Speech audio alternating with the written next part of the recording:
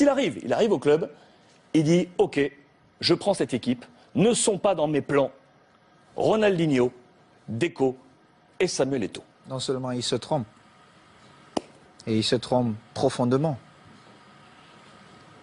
Mais déjà, bon, vous connaissez ce business de la presse, les télévisions, il y a souvent des enfants qui sont beaux, d'autres qui le sont moins. Et moi, j'ai toujours été l'enfant qui était moins beau. Et c'était mon rôle, mais seulement j'avais un rôle très important dans le vestiaire où je pouvais tout dire à n'importe qui en le regardant dans les yeux. J'ai une blessure au ménisque, je prends 7 mois et je décide d'aller faire ma rééducation dans ma maison à Majorque. C'était une erreur parce qu'à ce moment-là, il n'y avait plus le dialogue. Et quand vous avez un vestiaire comme celui du Barça avec des grands joueurs qui ne peuvent pas se parler, il y a un souci. Parce que la force du Barça, c'est que c'était un groupe de jeunes qui aimaient s'amuser ensemble. Quand on rentrait dans un stade, on voyait qu'il y avait une certaine complicité. On partageait plus que des entraînements, plus qu'un match de football. On se retrouvait pour dîner, on se retrouvait pour danser, on se retrouvait, on avait nos petits secrets. Et tout ça, quand je reviens, était mort. Était mort. Et comme j'aime souvent dire les vérités, et pour moi toute vérité est bonne à dire, évidemment, ce jour, Ronny se trompe parce que c'était le match, mon retour, c'était face à la Real Sociedad. Franck, qui me prend avant le match, il me dit « Est-ce que tu veux commencer ou tu vas attendre ?» Je lui ai dit « Franck, je préfère jouer les dernières 20 minutes en espérant que le Barça sera en train de gagner 3-0, voire 4. C'est plus facile pour quelqu'un qui a fait 7 mois sans jouer. » Mais malheureusement, ce n'était pas ça. Franck fait 3 remplacements et je suis toujours à l'échauffement. Et à un moment donné, je reviens vers le banc de touche et j'ai dit à Eusebio, on a fait 3 remplacements dont je vais aller m'asseoir. Simple. Moi, je n'étais pas fâché. Je reviens, c'est mon premier match. Je savais que j'allais jouer à n'importe quel moment, je devais jouer. Et Franck, qui va en conférence de presse, et on lui pose une question, mais pourquoi Samuel n'a pas joué? Il dit, oh, moi je ne sais pas, mais je l'ai envoyé à l'échauffement et il n'a pas voulu. Mais pourtant, j'étais à l'échauffement et je suis revenu et il avait fait 3 remplacements. Et Ronny, qui ne parlait pratiquement jamais à la presse, ou quand il passait, c'était le sourire et il partait. Et il sort une petite phrase. Moi, à ce moment-là, je me dis, mais est-ce que ce mec est normal? Parce que si quelqu'un n'était pas exempt de tout reproche, c'était Ronny. Mais on l'aimait comme ça. Et on le savait. Mais moi, quand je parle souvent à Eden Hazard, je prends l'exemple sur Ronny. Je lui dis, Ronaldinho était le meilleur joueur au monde ou le meilleur joueur de tous les temps. Parce qu'il était incroyablement fort. Mais seulement un joueur qui ne s'entraîne pas tous les jours, au bout d'un moment donné, ça paye cash. Ça paye. Tu peux être Ronaldinho, tu peux être Messi. Si tu ne t'entraînes pas, M. Eden Hazard, au bout de 2 ans, on t'oublie. Et le football va tellement vite qu'il y aura un autre gamin qui va naître, qui sera encore plus fort. Et c'était ça. Et quand Ronny le dit, moi j'attends le lendemain, personne ne s'excuse. 2 jours après, personne ne s'excuse. J'ai dit, mais ils ne sont pas bien dans leur tête, eux. Et alors là, je monte au créneau et j'essaie de remettre de l'ordre.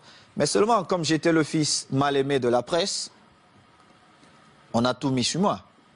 Mais ils ont oublié de dire, en 2006, Ludovic Giuli est souvent là avec vous. Franck n'a pas parlé au vestiaire pendant la mi-temps, quand on perdait face à Arsenal. C'est moi qui ai tenu le discours. Moi, j'ai parlé.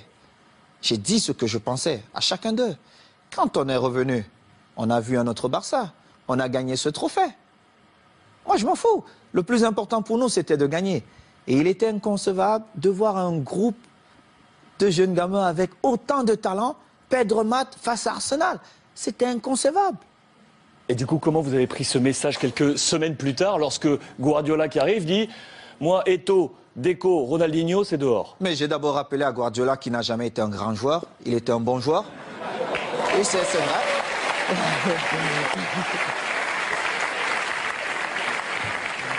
Mais c'est vrai. Je le lui ai dit.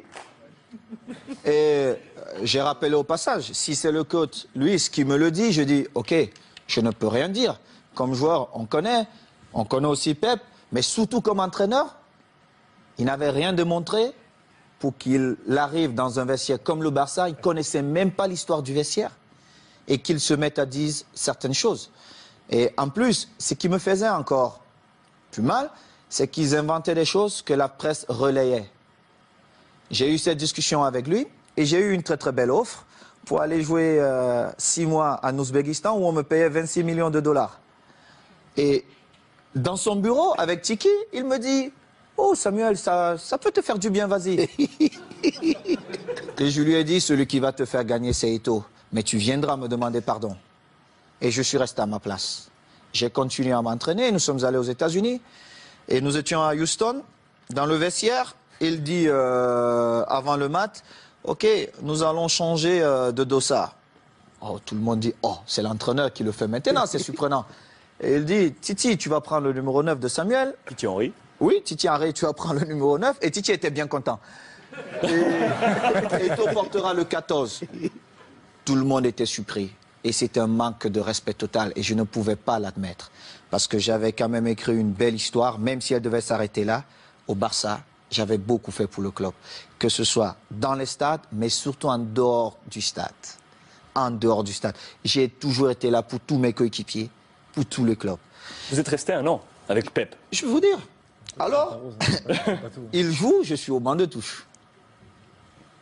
Quelques jours plus tard, on joue contre une équipe de Mexico, Chivas.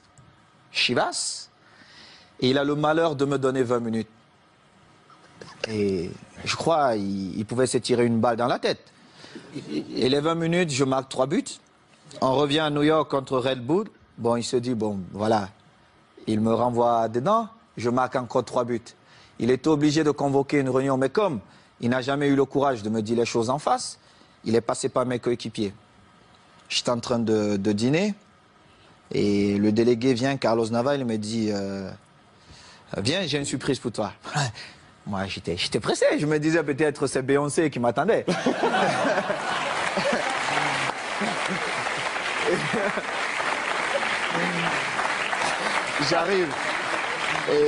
J'arrive dans cette suite et je vois Jorquera, Oleguer, non pas Oleguer, Puyol, Les jeunes du Barça. Léo, André, Xavi et surtout Victor, qui est l'un de mes meilleurs amis. Et Victor Valdés. Victor Valdés. Et je vois Pep qui est au fond. Et mon visage change. Parce que j'étais très agressif quand je voyais Pep. Mon visage change. Il n'a pas parlé. Alors, Makina, Xavi, il prend la parole, il me dit, bon, négro, comme on te l'a toujours dit, on l'a manifesté, on veut que tu restes et il faut que tu trouves un terrain d'entente avec Pep. Et j'ai dit, moi, je ne parle pas à Pep. Il doit me présenter ses excuses parce qu'il m'a manqué le respect ouvertement à plusieurs reprises et je n'accepte pas ça. Moi, si vous ne me respectez pas, je ne vous respecte pas. C'est comme ça, la loi chez moi. J'ai souffert pour être là. Je respecte tout le monde, mais si vous ne me respectez pas, je ne vous respecte pas. Mais alors là, je fais le double, ou voire même le triple que ce que vous avez fait. Et Pep, il parle un peu en catalan, hein, tout ça, il trouve un peu des phrases difficiles. Et on commence la saison, j'ai parlé 2 fois à Pep. 2 fois. Une fois, c'est parce qu'il me demandait d'aller parler à Yaya Touré qui ne voulait rien savoir de lui. Et une autre fois, c'est parce qu'il voulait me donner des leçons. Comment un attaquant devait bouger. Je lui ai dit, mais Pep, tu as été milieu de terrain, tu n'as pas été un grand attaquant. Moi, je marque mes buts comment? Ce mouvement ne devait pas se faire comme ça. Et en plus, on était à l'entraînement. Et moi, j'ai fait un jeu sans ballon pour créer un espace pour Messi qui venait. Et en plus, Léo marque. Il me dit, non, non, non, non, il fallait faire. Je lui ai dit, mais toi, t'es pas normal, toi. En fin de saison, je marque, je crois, 35 buts. Et je marque le but qui nous permet de prendre l'avance face à Manchester à Rome. On se retrouve en finale de Ligue des Champions. Oui, en finale de Ligue des Champions. On se retrouve à la Corogne. Et à la Corogne, je marque 2 buts ce match.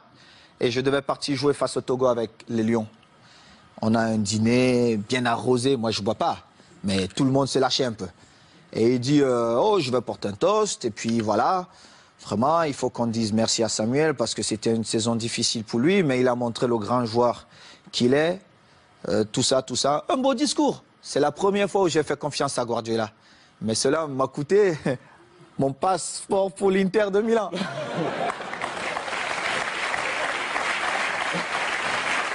Et du coup, quand vous l'avez croisé ensuite à l'Inter, parce que vous l'avez croisé, on a une belle photo de vous en poignée de main. Regardez mon visage.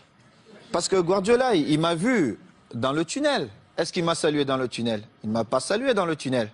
Il a attendu là où il y avait tous les caméras. Moi, quand il a... Regardez le visage de Thierry Henry.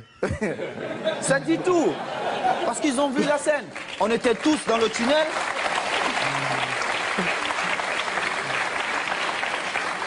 Regardez Léo Messi. Regardez le visage de Léo Messi.